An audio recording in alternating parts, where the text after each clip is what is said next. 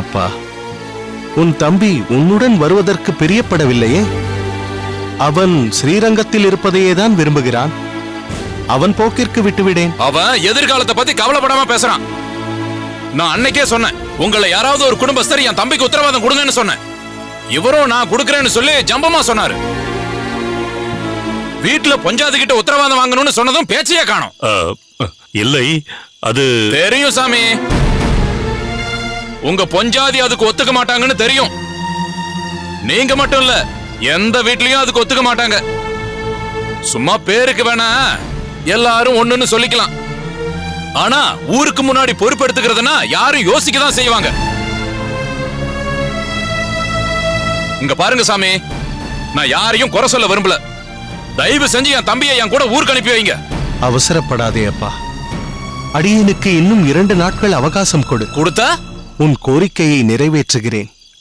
இல்லையேல் மாரநேர் நம்பியை உன்னுடன் அனுப்பி வைக்கிறேன்.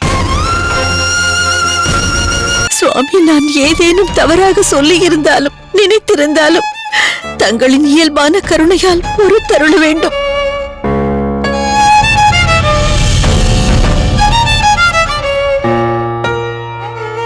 இப்போது தங்களின் சன்னதியில் நான் இதை தெரிவிக்கிறேன். இவர் மாரநேர் நம்பியை மானசீக சகோதரர் என்றார். ஆனால் நான் தங்களிடம் உறுதியாக கூறுகிறேன், இனி மாரநேர் நம்பி எங்கள் குடும்பத்தில் ஒருவர்.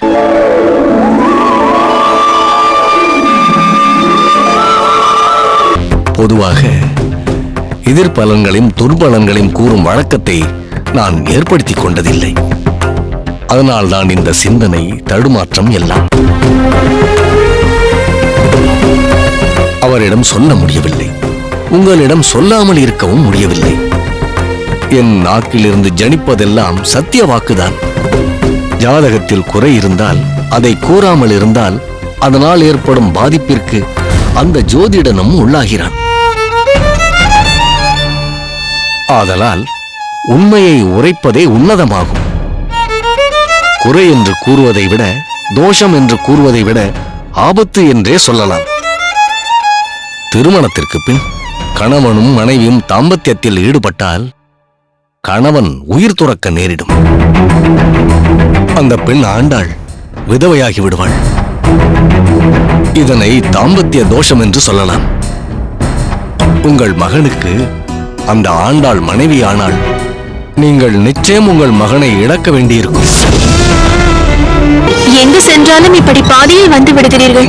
ஹோமத்தை பூர்த்தி செய்யாமல் வருவது தவறில்லை. அது அவர்களுக்கு தெரிய வேண்டும். ஹோமம், யாகம், யஜ்ஞம், மற்ற கர்மானுஷ்டானங்கள் அனைத்தையும் நடத்தி வைப்பது பொருள் ஈட்டுவதற்காக அல்ல, பிரதிபலனை எதிர்பார்த்தும் அல்ல. செய்பவரின் நன்மைக்காகவும் அவர்களின் குடும்பத்தின் நலனுக்காகவும் செய்வது. சடகோபன் நமக்கு வேண்டியவர். எல்லாவித சடங்கிற்கும் உங்களைத்தானே அழைக்கின்றார். அவரிடம் பிணக்கு ஏற்படுத்திக் கொள்ளலாமா? அதற்காக என்னை துச்சமாக மதிப்பவனை பொறுத்து போக வேண்டுமா? நான் சற்று வெகுளியாக இருக்கலாம். அதற்காக பொறுமைக்கும் ஒரு எல்லை உண்டு. தவிர இந்த ஹோமம் புனஸ்காரங்களை நடத்தி வைக்க என்னை அழைக்கிறான் என்றால் அது அவன் குடும்ப நலன் கருதியே. இதனால் எனக்கு ஒரு பலனும் இல்லை. மேலும் ஒரு விஷயத்தை தெரிந்து கொள். பொதுவாக இப்படிப்பட்ட ஹோம காரியங்களை நடத்துபவனை குருவாக பாவித்து அதற்குண்டான மரியாதையை பிரகஸ்பதிக்கு அளிக்க வேண்டும். எங்கு மரியாதை இல்லையோ அங்கு இந்த கமல்நயன பட்டர் இருக்க மாட்டான். நீங்கள் செய்தது சரியா தவறா என்று எனக்கு தெரியவில்லை. ஆனால் உங்களுக்கு கோபம் வரும் என்பதை தெரிந்து கொண்டேன். உங்களுக்குள் வேறு ஒரு ஸ்வரூபம் இருக்கிறது என்பதையும் புலப்படுத்தி விட்டீர்கள். அது என் மனதிற்கு சற்று ஆறுதலாக இருக்கிறது. ஏன் சிரிக்கிறீர்கள்? என் அன்பையும் பாசத்தையும் கலந்து செய்த தளிகைதான் இது. நீ இப்படி கூறுவதால் தான் அடியனுக்கு சிரிப்பு வருகிறது. பரிகாசப்படுத்துவதாக எண்ணாதே, பரிதாபமாக இருக்கிறது. பரிதாபமா? ஏன் பரிதாபம்? இல்லை, உன் உயிரை கரைத்து அன்பையும் பாசத்தையும் கலந்து அடியேனுக்காக செய்தாய் என்று சொன்னாயே, அதுதான் வேடிக்கையாக இருக்கிறது. ஒரு மனைவியாக நீ சொல்வதில் தவறேதும் இல்லை. ஒரு கணவனாக அடியேனுக்கு அது சந்தோஷத்தையும் திருப்தியும் அளிக்கிறது. ஆனால் ஒரு சிஷ்யையாக குருவிடம் நீ அப்படி சொல்வது சரியாகாது. கணவனுக்கும் மனைவிக்கும் குரு சிஷ்யை என்ற பந்தமும் இருக்கிறது. கிரகஸ்தர்கள் புதிதாக ஏதேனும் அகத்திற்கு குடியேறும் போது கிரகப்பிரவேசம் என்று சொல்கிறோமே, அதன் பொருள் என்ன? நாம் புகும் இல்லம் விஷ்ணுவைச் சார்ந்தது.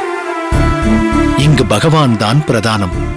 அந்த இல்லத்தில், அதாவது இல்லம் என்னும் ஆலயத்தில் நாங்களும் பிரவேசிக்கிறோம், தஞ்சமடைகிறோம். குடும்ப சமேதராக தங்களுக்கு சேவை புரிகிறோம். அனுமதி தாருங்கள், அடைக்கலம் தாருங்கள் என்று அந்த பகவானிடம் கோருகிறோம்.